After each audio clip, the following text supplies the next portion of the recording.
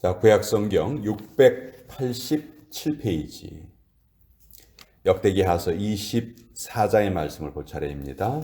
역대기하서 24장 1절에서 3절까지 그리고 15절로 22절까지 이렇게 두 부분을 보도록 하겠습니다.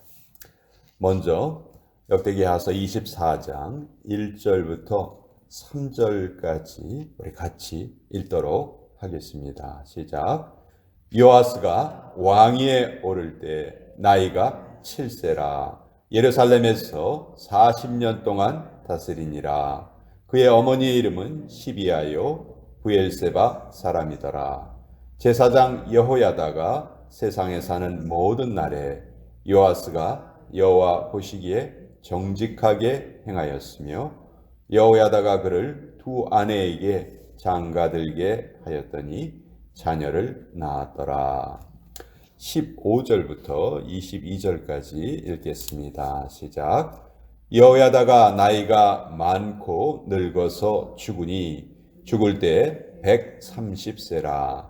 무리가 다윗성 여러 왕의 묘실 중에 장사하였으니 이는 그가 이스라엘과 하나님과 그의 성전에 대하여 선을 행하였음이더라. 여호야다가 죽은 후에 유다 방백들이 와서 왕에게 절하매 왕이 그들의 말을 듣고 그의 조상들의 하나님 여호와의 전을 버리고 아세라 목상과 우상을 섬겼으므로 그 죄로 말미암아 진노가 유다와 예루살렘에 임하니라.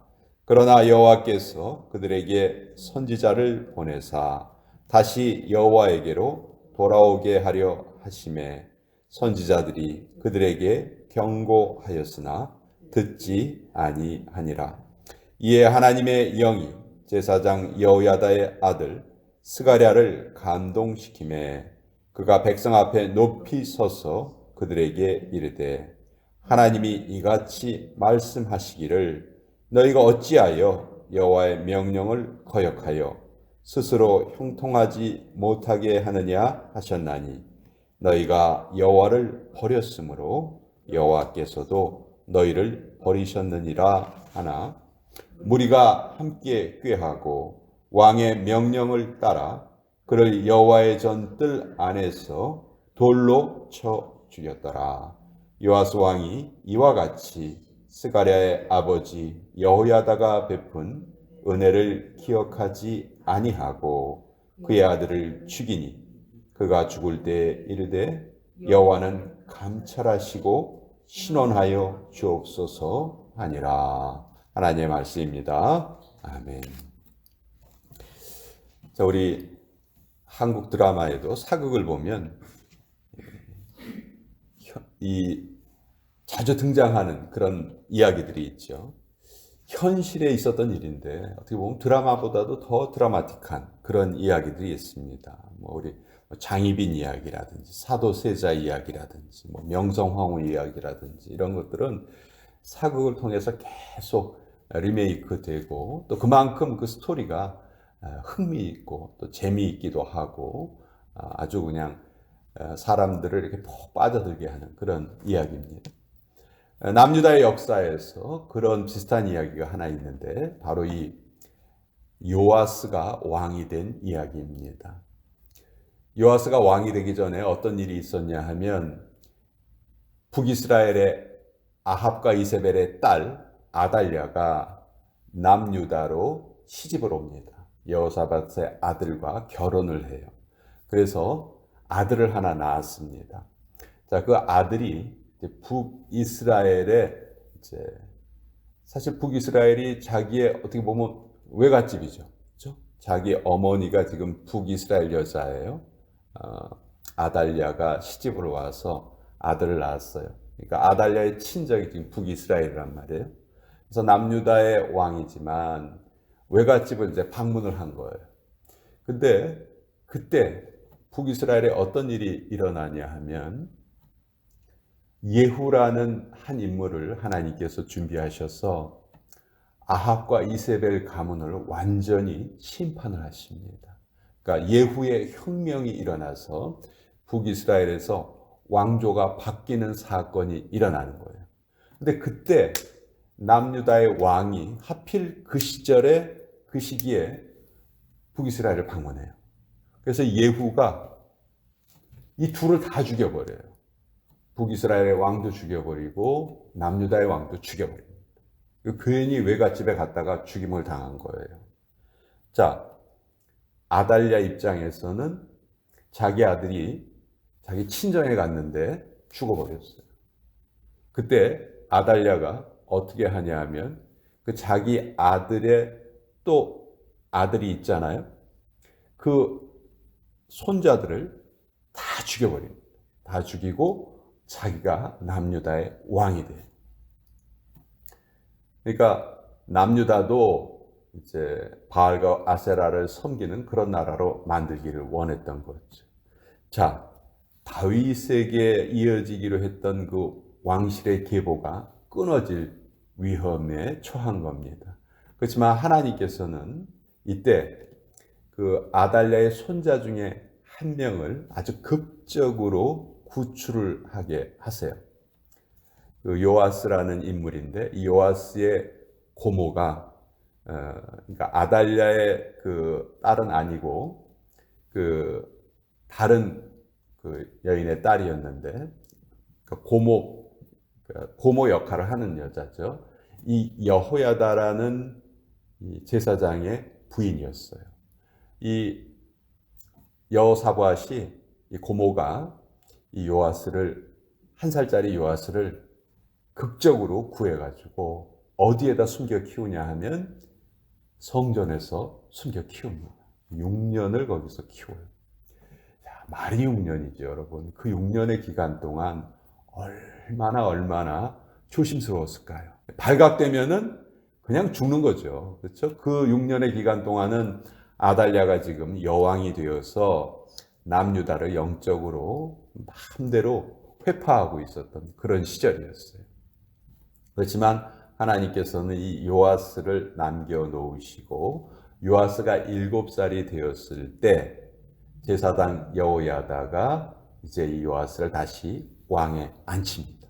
아달랴를 죽이고 다시 요아스가 왕이 됐어요. 그러니까 요아스는 몇 살 때 지금 왕이 된 거예요? 7살 때 왕이 된 거예요. 뭐 아무리 왕이지만 7살이면 너무 어린 나이잖아요. 그래서 이 요아스가 어릴 때부터 누가 그 요아스를 옆에서 많이 도와줬냐 하면 바로 이 제사장 여호야다가 이 요아스를 옆에서 많이 도와줍니다. 그리고 제사장 여호야다는 정말 하나님의 말씀을 지키는 일에 정말 최선을 다했던 사람이에요. 그러니까 이 여호야다가 살아있을 동안에는 요아스도 그 영향을 받아서 성전도 수리하고 하여튼 선한 일을 많이 해요. 근데 15절에 보면 여호야다가 나이 많고 늙어서 죽었어요. 죽었을 때 나이가 130세입니다. 요새도 아마 130세까지 사시는 분들은 아마 없을 거예요. 그렇죠? 수명이 많이 늘어났다고 해도. 근데 이 시절에 130세를 살았다는 것은 정말 특별한 그런 장수의 복을 누린 거죠. 아마 하나님께서 이 여호야다에게 엄청난 사명을 맡기신 거 아니에요. 다윗의 왕위가 계속 이어져 가는 사명을 어떻게 보면 여호야다에게 맡기신 거거든요. 그래서 여호야다에게 이런 장수의 복도 허락하신 것 같아요. 그러니까 사명자가 수명자다 그런 말이 있죠. 하나님의 사명을 가진 자는 그 사명을 다 이루기까지 하나님께서 데려가지 않으세요. 이 땅에 이렇게 일을 하게 하시죠. 자, 근데 이 130세의 여호야다가 이제 죽습니다. 근데 죽고 나서 이 여호야다가 제사장이었지만 어디에 묻히냐 하면 무리가 다윗성 여러 왕의 묘실 중에 장사하였다. 사실 왕의 묘실은 왕만이 묻힐 수 있어요. 근데 여호야다가 거기에 묻혔다는 것은 당신은 제사장이지만 왕과 같은 역할을 우리에게 한 사람입니다. 그런 뜻이죠. 근데 나중에 요아스는 죽임을 당하는 듯 반역을 당해서 죽임을 당했는데 왕이었지만도 왕의 묘실에 묻히지를 못해요. 그러니까 여호야다와 요아스는 이런 참 대조를 우리에게 보여줘요. 자, 여호야다가 죽은 후에 이 요아스가 돌변합니다. 갑자기 그 정책이 바뀌어요. 18절에 보면 그의 조상들의 하나님 여호와의 전을 버리고 아세라 목상과 우상을 섬겼으므로 그 죄로 말미암아 진노가 유다와 예루살렘에 임하니라. 여호야다가 죽고 이 요아스가 영적으로 망령이 됩니다. 그래서 하나님을 배반해요. 이때 하나님께서 이 모습이 너무 안타까우시잖아요. 이 요아스가 정말 왕이 되는 것 자체가 기적이었잖아요. 6년 동안이나 숨겨서 키우고 어린 나이에 왕이 되고 하나님께서는 옆에 여호야다를 두게 하시고 정치를 잘하게 하셨는데 여호야다가 죽고 나니까 이렇게 바뀐 거예요. 그래서 여호야다의 아들, 여기에 보면 스가랴라고 되어 있는데 20절에 이에 하나님의 영이 제사장 여호야다의 아들 스가랴를 감동시키셨다. 그래서 여호야다의 아들이 도대체 이게 어찌된 일이냐, 이건 잘못된 일이다, 우리 다시 하나님을 신실하게 잘 섬겨야 한다, 이렇게 말을 했어요. 그랬더니 21절에 무리가 함께 꾀하고 왕의 명령을 따라 그를 여호와의 전 뜰 안에서 돌로 쳐 죽였더라. 자, 이 스가랴를 죽이는데 어디에서 죽입니까? 여호와의 전 뜰 안에서. 여호와의 전이라는 것은 성전을 말하잖아요. 성전은 제사 드리는 곳이죠. 하나님 앞에 예배 드리는 곳에서 사람을 죽이는 범죄를 저지릅니다. 자, 이때 스가랴가 죽으면서 죽을 때 여호와는 감찰하시고 신원하여 주옵소서. 하나님, 뭔가가 지금 잘못되어 있습니다. 이걸 좀 바로잡아 주시옵소서. 이렇게 기도를 합니다. 자, 왜 이 요아스는 처음 잘 시작이 됐다가 나중에 이렇게 타락한 모습을 보일까요? 사실 사람이 끝이 좋아야 되잖아요. 처음도 중요하지만 끝이 중요하죠.